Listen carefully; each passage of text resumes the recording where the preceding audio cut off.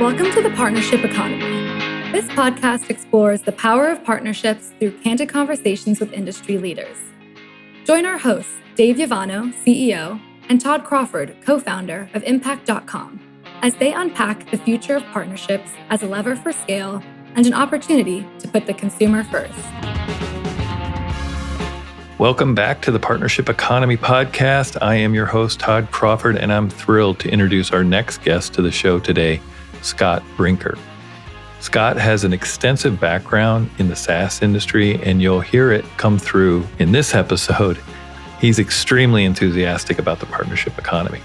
Scott has been the VP of Platform Ecosystem at HubSpot for the past 5 years.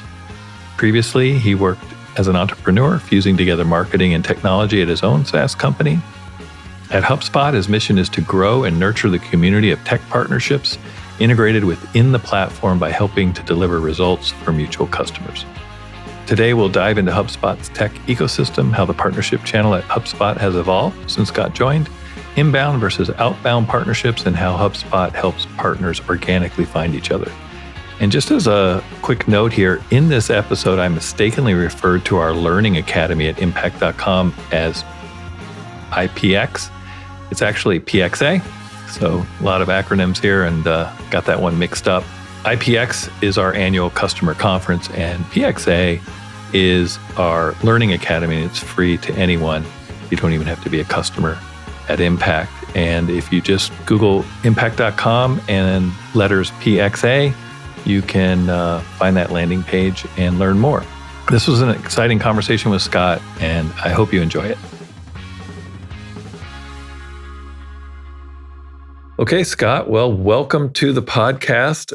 I am super excited to have you on. I've been looking forward to this. I say that every time, but I really am here because to me, HubSpot, for being a fellow SaaS company, is kind of a put on a pedestal for us. You guys have done a lot of things well, and we aspire to be as successful and as large as HubSpot.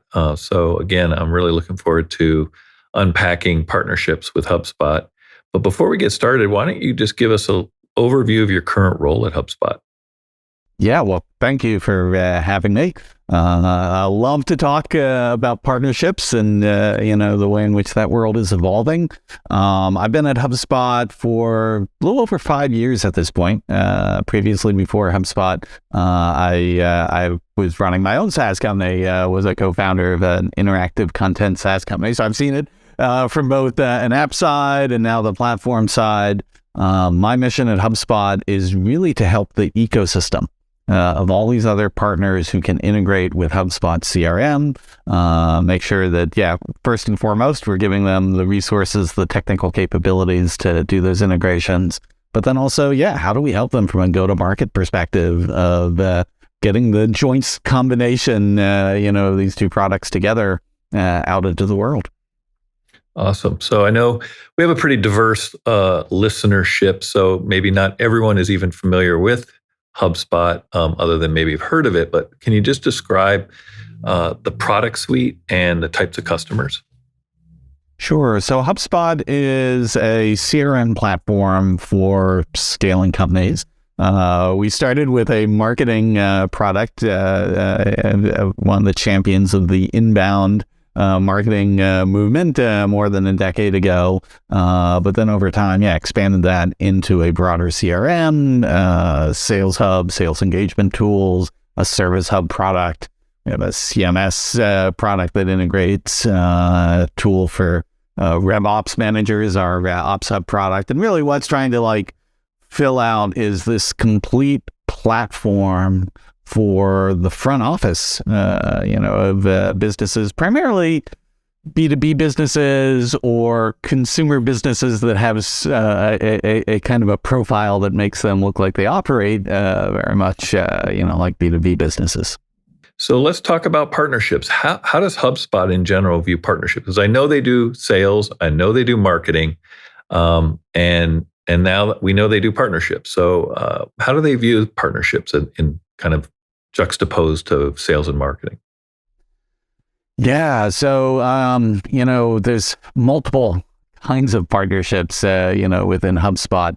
Probably the biggest collection originally started with our agency program that's, morphed into our broader solutions partner program. And this is, in some ways like a classic, channel. It's well over 40% of HubSpot's business, goes through this channel of these service and solutions providers, who are not just selling a HubSpot product, but they're really helping businesses, adopt it, be able to change the strategies they're using, within their marketing and sales. As we've started to steadily go up market and we have more and more mid-market companies that are using HubSpot, these solutions providers and service providers are often able to help with the broader tech stack integration, of all the other different pieces, that business might have in its digital operations that it wants to make sure are part of the HubSpot CRM platform. So that's sort of one whole dimension of the ecosystem and partnerships there. And then the part that I work with is really the technology ecosystem. At this point, well over 1,300 technology companies who have built integrations to HubSpot. We've built integrations to them. And it runs quite the gamut from obviously the major platforms like Google and LinkedIn and Meta, all the way through to all these, more specialized, companies that, are the masters of their domain in the capability that they own. Right. So you guys are just bringing ideally best of breed solutions that your customers need to be successful and just making it easier for that to integrate into the HubSpot solutions, right? So it's kind of a 1 + 1 = 3 almost, right? So I always look at it as, what are my customers doing when they're not doing business with me, or how can other solutions help them do business with me? Is kind of the approach that or the perspective that we take. And it's funny that you talk about starting with agencies, because we went down the same path. We have a lot of agencies that service our clients, and I think it's around 40% as well, where either the customer is outsourcing their partnership channel on Impact, or they're co-managing it together because of the expertise that those agencies have.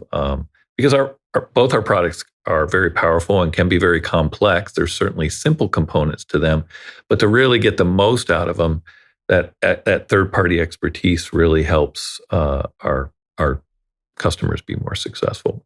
There's been such incredible innovations that's happened in the technology, over this past decade, but for all this amazing innovation that happens in the technology, just businesses, organizations, the way in which they operate, their processes, their, structures, the talent, these things just take time to change and adapt and, learn how to harness these. And so I think that's one of the reasons why you see so many successful, agencies and service providers and solutions partners, is that's really the magic they bring, is helping, companies adapt to what these new capabilities that they can buy from products like yours and ours.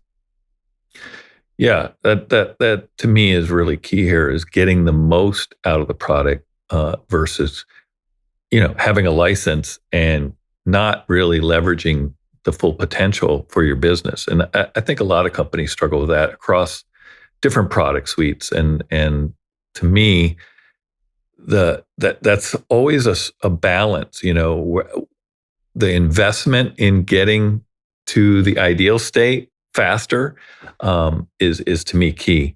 And that's where I think for us, especially our third-party agencies really bring a lot of expertise because they've been using the product for so long. They know things that it would take a customer coming in new, potentially years to figure out. So that acceleration is key there. And talking about partnerships, I know, Impact has been partnered with HubSpot in two ways. You mentioned kind of bringing third parties in these integrations, which we are, I guess, an integration partner is how you would word that. If I am using HubSpot, I can turn on or integrate the data between Impact and HubSpot so that the data is getting where it needs to go automatically versus someone having to try to shoehorn it in. That's one integration, right? And then the other is that HubSpot actually licenses Impact, the partnership cloud, to manage partnerships, which is, I don't think, part of your domain, So on the integration partnerships, the app partnerships, how many does HubSpot currently have? So just over 1,300 at this point. Wow. Yeah. And that partnership channel started how long ago? Oh, well, when I joined 5 years ago, there were probably about 50 integrations, which again, in all fairness, by that point in time, HubSpot had been around, a good 9 years, coming up on 10 years at that point, right? And so as a marketing solutions, there were a number of integrations that had gotten started, but they were very much, almost these bespoke one at a time type partnerships, which is how all these things tend to start. And one of the reasons I joined HubSpot was Brian and Dharmesh, the co-founders, felt HubSpot was ready to move to that next level of just significantly widening, the ecosystem and this funnel, so that, again, if you're going to be something like a CRM platform that just by its very nature is trying to help manage, the flow of data across marketing, sales, and, service organizations, to really be successful with that, you need to be able to connect to all the different kinds of data and applications, that people see as a part, of that broad customer journey. And so, yeah, it's been a very fun adventure here over this past 5 years. To be honest, I still feel like we're so early, in where all this can go, but yeah, it's grown quite a bit. Yeah, I think, you talk about also the maturity model of a customer. Most customers with a CRM tool is really sometimes more sales focused. I know, a company, especially when they start up, they're like, well, we need a CRM tool. We need to manage our sales pipeline. And then that over time expands into, as the marketing team needs the same data or needs to tap into that sales data because they're pushing in leads into that funnel. And then you've got the CRM of customer support and success teams. So it kind of grows over time. And I think, the types of partnerships that you guys are building in the app ecosystem kind of help kind of allow that to seamlessly happen. And the companies to say, okay, we can integrate or plug in and get more value out of HubSpot as we grow.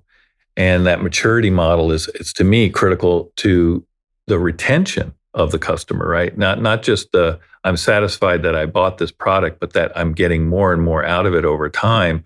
It kind of locks the customer in a way that they're happy, right? It's not like they're handcuffed, but it's the same thing that we look at. It's you want to be able to make it as easy for the customer and the success to come and that maturity, so that the company becomes more and more reliant. The data is providing more value, I guess, is really the end result there. Yeah, no, I think that makes total sense. It's like there is a tremendous amount of value to a company to have that center of gravity that's, sort of holding everything together, provides a mechanism to provide that visibility across these touch points. It provides the ability to, actively be able to orchestrate, across it. Now, of course, that's very beneficial to the platform company that, if it's successful, at being that center of gravity, that should have a fairly good staying power. But yeah, it's definitely the order there is like, okay, it has staying power if it's actually truly delivering, that value and that connectivity to the customer. And so just always keeping that at the center. But yeah, it's like, we live in a world where the amount of software in businesses, has just exploded exponentially, over this past decade, and, some things get consolidated, but then, new startups arise, and it is a very fluid environment. But it's one there to say like, okay, if you're going to be the center of gravity around something like a CRM, yeah, it's not like there's a handful of apps that you want to integrate with there. It's like, wow, there's a universe that different customers have different subsets, things they need. And yeah, you've got to take a very expansive view, of what are the possible things that can get connected.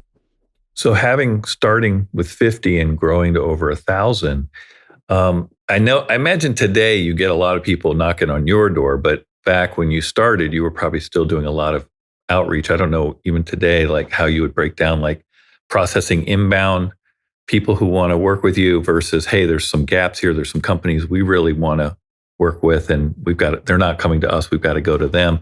How's that evolved, or how is that even, I guess just today, is it inbound versus outbound partnerships for you guys?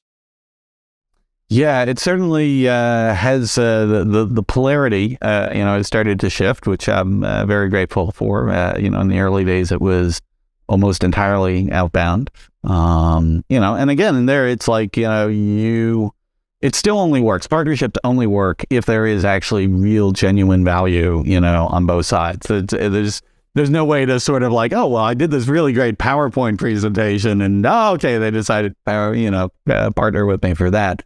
So we just had to be like really focused in like, okay, where do we know today there's like a really strong intersection for, customers that, will be a win for both parties. Now as HubSpot, has, grown, for a lot of other SaaS startups, they now see like, okay, yes, HubSpot, like the customers I want to sell to are already HubSpot customers. And so being able to integrate with HubSpot, becomes a real part of my value proposition, for those customers I'm trying to win over. If you're enjoying this podcast and want to learn how partnerships can help your business, visit impact.com, the world's leading partnership management platform. So bringing on the partner, identifying a potential partner and engaging them to be in your case, an app partner. What happens after the fact? I mean, how much involved are you with partners? Because I mean, you are this, marketplace of apps. If I'm a HubSpot customer, right, and I can find them and click on them and get them plugged in and start using them. But I guess from a partnership management perspective, what is your team or you guys are doing around that after, getting them in your marketplace? Yeah. So one of the things is like with a large ecosystem, is we really look to like match our engagement with the partner with, frankly, the partner's engagement with our ecosystem. There's a number of partners who will build an integration and it does X, Y, and Z, and then they're happy and they move on, and they don't necessarily invest a lot more in the effort. So generally, we won't invest a lot more. It's there in the marketplace and customers can take advantage of it. But when we have partners who really want to lean into the ecosystem, then there's a variety of ways in which we're very eager to help them. There's from a product dimension, as HubSpot continues to expand its extensibility. We love to be able to work with partners to say like, okay, well, based on what the integration does today, here's a certain set of capabilities. Here's what's the experience is like for customers. Oh, with this next set of things that's opened up here are the additional capabilities we could potentially deliver to our customers. Here's how we could make this experience even better. And so we'll work with partners, on the product side, of an integration not being necessarily a once and done type activity, but like something that evolves just like, frankly, any other feature dimension, of a product. Then more on the go-to-market side, sort of an internal and an external, side of that. Externally, we have a whole platform marketing group. One of the things they do is, every month with the campaigns that, our broader marketing team is running, this group is like matching partners into that, making sure that any of the narratives or stories, that we're telling, to the world, that the ecosystem becomes part of that story. So like, oh, well, if you want to do like if you want to do product-led growth, okay, well, here are product-led growth strategies you could run on HubSpot. Oh, and here are partners who bring this feature and this capability, to that. So a lot of things where we look to just find ways to like amplify those partners that are best aligned with HubSpot, with our customer growth, and who are looking to like match the enthusiasm and, bring go-to-market on their side. And then internally, I would say we were a little bit behind on this, for a while of like, as this ecosystem grew, one of the gaps we realized over the past year was like, wow, we need to just do a better job of enabling our like sales and our customer service and customer success teams to better understand what's in the ecosystem, who these partners are, how they can leverage it.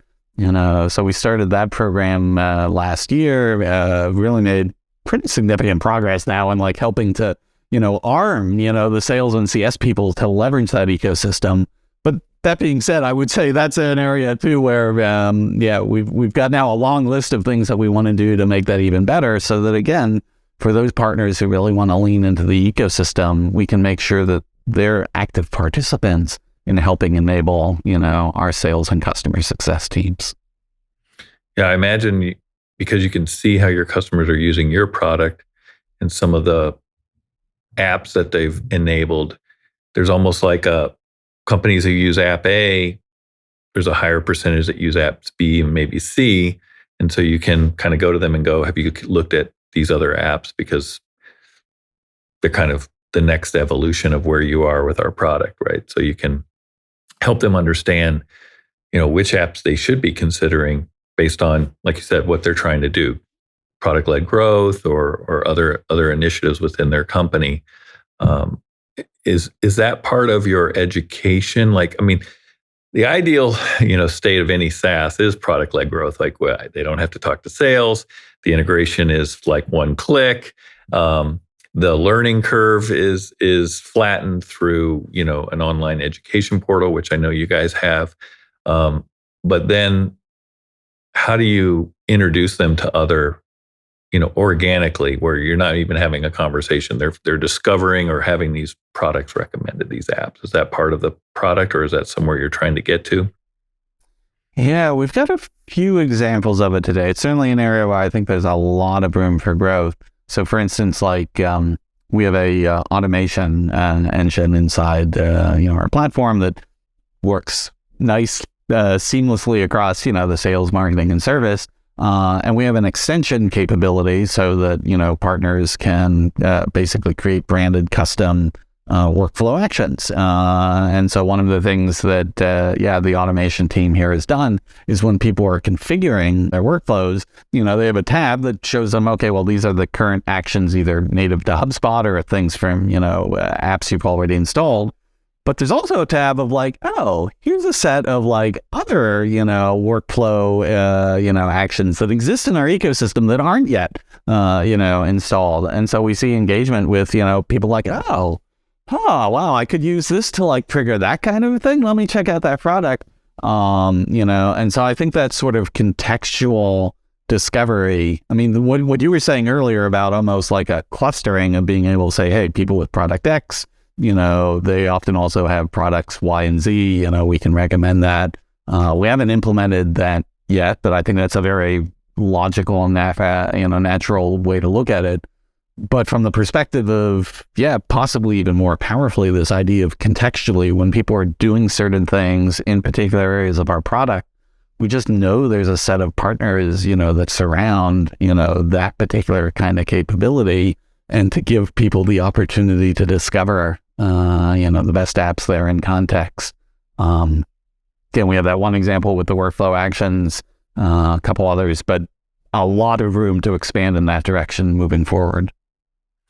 Yeah, I think the key thing here is, if you are a SaaS company, going it alone is a lot harder than partnering. Whether you get into the HubSpot ecosystem because it's a good fit, or you build out your own app integration components. To me, the ability to partner with other companies that are helping your customers be successful is really the key to partnerships here. And I always used to think B2B partnerships are the hardest things, because I always come from a B2C perspective. I've just in my career always worked with B2C companies more than B2B. But because of, I guess, the paths you guys have already cut in through the jungle here of SaaS success, has really helped other companies kind of realize that partnerships are really the key to helping your customers be more successful. And at the end of the day, you can't be the end all be all, right? It's too much. You can't build it. You, as well, like you said, there's other people that are already really good at this. So why try to copy them or be a piece of that when you can just make the integration with that other company key here? I think that to me is really what makes all SaaS companies get somewhere faster.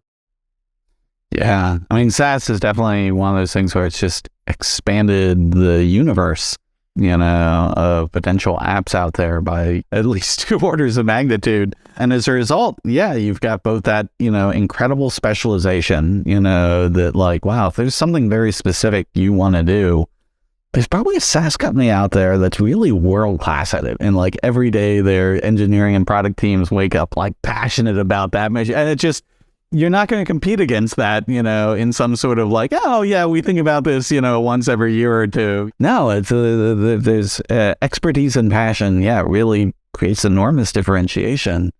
But then the fact that all this stuff is in the cloud and that, increasingly the adjacencies, between these things, are shorter and shorter distances. Obviously customers have, all the data we keep seeing year over year of, the number of different SaaS subscriptions people adopt and pull in their stack. We sometimes joke, about like, oh my goodness, this is too bloated, there's too many things. But the truth is, there's so much value that companies are getting out of these combinations, of these different specialized apps. And so given that specialization, given the ability for customers to combine things in their tech stack to not fight that, but to actually lean into that proactively is like, yes, well, let's partner with these. Let's make sure that we have the best, connections, across the adjacent apps that are relevant to our customers, and then let's also make sure that the process of getting the things connected, in the cloud is seamless as it can possibly be. Yeah, it's a great strategy for, winning in this environment. The world has changed. People realize that that these integrations or these partnerships are what can really accelerate or, I guess, just broaden the success versus, 10, 20 years ago, people were just, it was secretive, go it on your own, and, everyone else can figure it out themselves. I think there's just so much more openness, and obviously this conversation is a big part of that. I really appreciate you wanting to come and share this, what HubSpot's doing. And I think it, like I said, it's definitely something that is helped other companies become successful because of what you guys have done to become successful. We've created our own education portal because of how HubSpot has done it. It was inspiring to us, and we realized it's a lot of work and it's a big commitment. But again, it's something that helps the entire industry. Our IPX is totally open to anyone, even our competitors. So you don't even have to be a customer of ours to use it, just like you guys. So it's nice. It's something that grows the whole industry, and everybody benefits. Yeah, I think the days of competitive differentiation on like, we've got some sort of secret sauce, or, this is this, one special feature that nobody else can have, those things still exist to some degree. But yeah, boy, it's hard in a world where anyone can build any feature, throwing engineering talent at, that it feels like the differentiation that companies develop over time is really the investment in a community, and you don't get a community by, being, as closed and as secretive as possible. You've got to be open, and has, on the margins, it has its disadvantages as well as its advantages. But I think on the whole, we just, we now see so many examples, of companies that have chosen to go in the open, community direction, and it gets a lot of loyalty. It builds trust. That when you tend to be a little bit too secretive about things or too closed off, even your friends sometimes aren't entirely sure, like, do I actually trust this company? Like, so trust has a huge value, in this interconnected world. Sure. And just being easy to work with, right? Like the fact that these pre-integrations are there just makes everything easier. And that's what people are looking for, right? Easy to test, easy to try, easy to move forward with, as opposed to, I mean, I can, in the years that we've been doing this, people have come to us and said, we work with this company X and we wish you guys were integrated. And then you talk to them and it's like, they have to do some work or we have to do some work and it's not in their current, roadmap, or that they don't see it as a priority. And so then you have a customer in the middle that's just frustrated, right? And so I think that's the big change here. And I mean, obviously your enthusiasm around this is apparent. I love, just how you talk about this and the experiences and the successes. I mean, it's, to me, that there are people that are just really, really passionate about this. And, B2B always sounds boring, but it's not. And there's a lot of excitement around it. And again, I really appreciate you coming on the show. I think it's great to share these successes and help people understand how B2B and SaaS companies are partnering to grow everybody's businesses and make our customers more successful. So thanks again, Scott. It's been great having you on. Awesome. Thank you so much for having me. Since joining a little over 5 years ago, Scott and his team scaled HubSpot's tech ecosystem from 50 to about 1,300 companies that have built integrations with HubSpot today. Their success is attributed to an amazing CRM solution, along with a marketplace of other helpful SaaS solutions and building trust within an ever-changing industry. Scott noted at the core of partnerships is understanding how valuable the partners can be for each other, recognizing each other's needs and how they can be successful on their respective platforms. This is something that can be applied to many partnerships today. Whether with another business, an affiliate, or a creator, partnerships work best when both parties recognize what's valuable in the other and continue evolving their partnerships as the industry changes. It was great to have Scott on the show. Thanks for listening, and I look forward to next time. Thanks for listening to The Partnership Economy, brought to you by Impact.com. If you enjoyed today's episode, be sure to subscribe to the show and rate and review it on Apple Podcasts.